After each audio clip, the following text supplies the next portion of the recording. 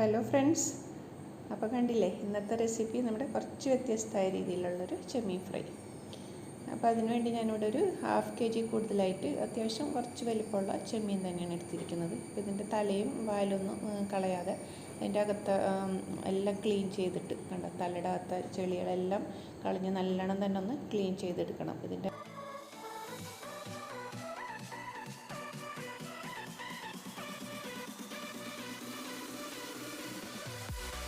ഇനി ഇതിലേക്കുള്ള മസാല തയ്യാറാക്കാൻ നമുക്ക് കുറച്ച് മഞ്ഞൾപ്പൊടി ഇട്ട് കൊടുക്കുന്നുണ്ട്. അതുപോലെ തന്നെ എരിവിനനുസരിച്ച് ഞാനിവിടെ 2 ടീസ്പൂണോളം മുളക് പൊടി ഇട്ട് കൊടുക്കുന്നുണ്ട്. അപ്പോൾ ഞാൻ ഇതിൻ്റെ കൂടെ ഇടിച്ച മുളക് പൊടി ഇടുന്നുണ്ട് കേട്ടോ. അപ്പോൾ എരിവ് നമ്മളെ ഇഷ്ടത്തിന് കൂട്ടുകയോ കുറക്കുകയോ ചെയ്യാം.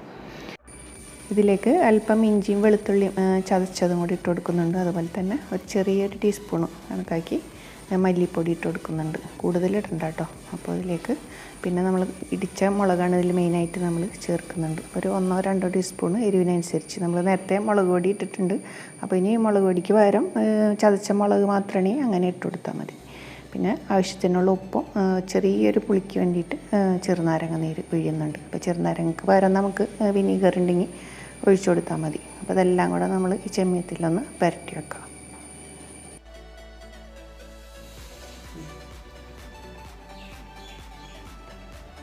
ഇത് കഴിക്കുമ്പോൾ കുറച്ചൊരു ക്രിസ്പിനെസ്സിന് വേണ്ടിയിട്ട് ഞാനൊരു ടേബിൾ സ്പൂൺ നിറയെ അരിപ്പൊടി ചേർത്ത് കൊടുക്കുന്നുണ്ട്. അപ്പോൾ ഇങ്ങനെ ചേർക്കുമ്പോൾ നമ്മൾ ഫ്രൈ ചെയ്തെടുക്കുമ്പോൾ നല്ലൊരു മൊരിഞ്ഞിരിക്കും ഈ ചെമ്മീൻ. കണ്ടോ, ഇപ്പോൾ ചെമ്മീനിൽ നല്ലോണം മസാലയൊക്കെ പുരണ്ടിരിക്കുന്നുണ്ട്. ഇനി ഞാനിപ്പോൾ ഒരു സ്ക്യൂവർ എടുത്തിട്ടാണ് ഇതിൻ്റെ മണ്ടക്കകത്ത് തുടങ്ങിയിട്ട് വാല് വരെ നമുക്ക് അകത്തേക്കൊന്ന് കയറ്റി വെച്ച് കൊടുക്കണം. സ്ക്യൂവർ സാധാരണ ചെമ്മീൻ എപ്പോഴും ഇങ്ങനെ ഫ്രൈ ചെയ്യുമ്പോൾ ചുരുണ്ട് വരുമല്ലേ. അപ്പോൾ ഇതുപോലെയൊക്കെ ചെയ്യുകയാണെങ്കിൽ എപ്പോഴും നമ്മൾ ഗസ്റ്റൊക്കെ വരുമ്പോൾ ഉണ്ടാക്കി കൊടുക്കാൻ നല്ലതാണ്. ഇതേ രീതിയിൽ നല്ല നിവർന്ന് തന്നെ ഇരിക്കും. അപ്പോൾ സ്ക്യൂവർ അല്ലെങ്കിൽ നമുക്കൊരു ഇർക്കിലിയാണ് നല്ലത്. അത് തല ഇട്ടാത്ത് തുടങ്ങിയിട്ട് വാല് വരെ നല്ലോണം അതേപോലെ ഒന്ന് കയറ്റി വെച്ച് കൊടുക്കുക. ഉണ്ടോ, അപ്പോൾ ഇതേപോലെ എല്ലാം റെഡിയാക്കി എടുക്കുക.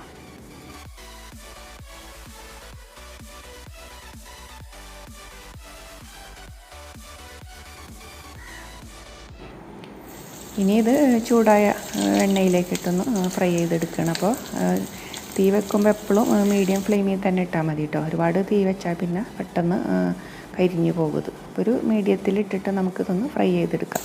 അതിൻ്റെ കോട്ടിങ്ങൊക്കെ കരിഞ്ഞാൽ പിന്നെ കഴിക്കാൻ ടേസ്റ്റ് ഉണ്ടാവില്ല. അപ്പോൾ അത് ശ്രദ്ധിക്കണം. അപ്പോൾ അതുപോലെ തന്നെ നിറയെ ഇട്ട് കൊടുക്കുകയും ചെയ്യരുത് പാനിലേക്ക്. അത്യാവശ്യം കുറച്ചിട്ടിട്ട് നമുക്ക് ഫ്രൈ ചെയ്തെടുക്കാം. ഇനി നിങ്ങൾക്കിത് എണ്ണയിൽ ഫ്രൈ ചെയ്യുന്ന ഇഷ്ടമില്ല എന്നുണ്ടെങ്കിൽ അവർക്ക് കുറച്ച് ബാർബിക്യൂ സോസൊക്കെ ഉണ്ടെങ്കിൽ അത് തേച്ചിട്ട് നമുക്ക് ബാർബിക്യൂ ചെയ്തെടുക്കാം. അല്ലെങ്കിൽ തവയിൽ കുറച്ച് എണ്ണ ഷാലോ ഫ്രൈ ആയിട്ട് അങ്ങനെയും ചെയ്തെടുക്കാം. അതൊക്കെ നമ്മൾ ഇഷ്ടത്തിന് ചെയ്തെടുക്കുക. എന്തായാലും ഈ രീതിയിൽ ഉണ്ടാക്കുമ്പോൾ നിങ്ങൾ തീർച്ചയായിട്ടും ഇഷ്ടപ്പെടാതിരിക്കില്ല കേട്ടോ. പ്രത്യേകിച്ച് വീട്ടിൽ ഗസ്റ്റുകളൊക്കെ വരുമ്പോൾ നമുക്കിതൊന്ന് ഇതുപോലെയൊക്കെ വെച്ചാൽ അല്പം ഫ്രൈ ചെയ്യാം.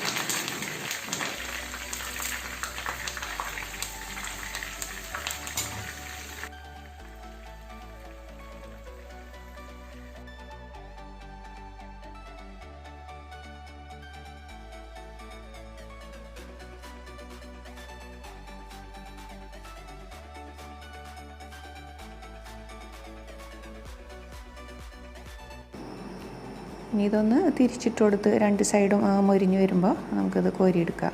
ചെമ്മീനായതുകൊണ്ട് തന്നെ ഒരുപാട് വേവൊന്നുമില്ലല്ലോ, പെട്ടെന്ന് ഫ്രൈ ആയി കിട്ടും. അപ്പോൾ ശരിക്കും ഇത് ചെമ്മീൻ ഒരുവിധം എല്ലാവർക്കും ഇഷ്ടം തന്നെ അല്ലേ. ഒരു ഗസ്റ്റിനൊരു വിരുന്നൊക്കെ ഉണ്ടാക്കുമ്പോഴും ഇതുപോലെയൊക്കെ ഉണ്ടാക്കി വെച്ചിട്ടുണ്ടെങ്കിൽ നമുക്ക് എല്ലാവർക്കും ഒന്നെടുത്ത് കഴിക്കാൻ തോന്നും. അപ്പോൾ ആ രീതിയിൽ നമ്മൾ സാധാരണ ചെമ്മീൻ ഇങ്ങനെ ഫ്രൈ ചെയ്യുകയാണെങ്കിൽ എത്ര വലിയ ചെമ്മീനായാലും ചുരുണ്ടു പോകും. അപ്പോൾ ഇതുപോലെയൊക്കെ ഉണ്ടാക്കുകയാണെങ്കിൽ, അപ്പോൾ ഇത് കുറച്ച് ചെറിയ ചെമ്മീനാണ്. അത് അത്യാവശ്യം വലിയ ചെമ്മീനൊക്കെ ആണെങ്കിൽ നല്ല ഭംഗിയായിരിക്കുള്ളൂ കാണാൻ. അപ്പോൾ അതുകൊണ്ട് നമ്മൾ സെർവ് ചെയ്ത് വെക്കുമ്പോഴും നല്ലൊരു ഭംഗിയായി തോന്നും കാണുമ്പോൾ കേട്ടോ. അപ്പോൾ ഈ രീതിയിൽ നിങ്ങൾ ഇതുവരെ ഉണ്ടാക്കിയില്ലെങ്കിൽ ഒന്ന് ഉണ്ടാക്കി നോക്കണം. അപ്പോൾ ബാക്കി വരുന്ന ഈ മസാല നമുക്ക് കളയണ്ട. അപ്പോൾ അതിൻ്റെ ആ മസാല നല്ല ടേസ്റ്റ് ആയിരിക്കുള്ളൂ. അപ്പോൾ നമുക്ക് ലാസ്റ്റ് ഇതിന് കോരിയെടുത്തതിന് ശേഷം ഇതിൻ്റെ മേലെ ഒന്ന് ഇട്ട് സെർവ് ചെയ്യാം.